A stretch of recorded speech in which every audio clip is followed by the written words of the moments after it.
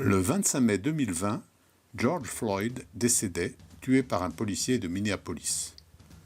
Une victime de plus s'ajoutait à la longue liste de Noirs, femmes et hommes morts pour rien, pour ne pas dire assassinés.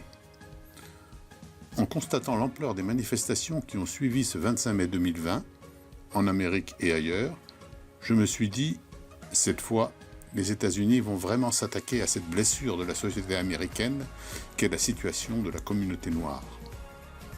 Que l'on soit d'accord ou non avec les slogans des manifestations de Black Lives Matter, on pouvait croire qu'une révolution était en marche.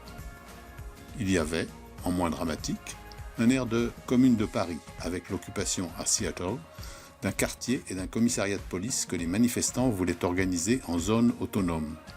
Et aussi la préparation au Congrès d'une loi qui prendrait une nouvelle fois le problème noir à bras-le-corps. Un peu plus d'un mois plus tard, rien. La zone autonome de Seattle, qui sombrait dans l'anarchie, a été reprise par la police sur ordre du maire. Le projet de loi n'aboutit qu'à une dispute de plus entre démocrates et républicains. Et tout cela dans l'indifférence générale. Je pensais que les choses allaient changer, et je me suis trompé. Il n'y a rien de pire que les réseaux sociaux pour remplacer une indignation par une nouvelle émotion, ou même laisser mourir une indignation parce qu'on s'en lasse. Le zapping, c'est pire que l'indifférence. Alors vais-je faire comme tout le monde et me taire ?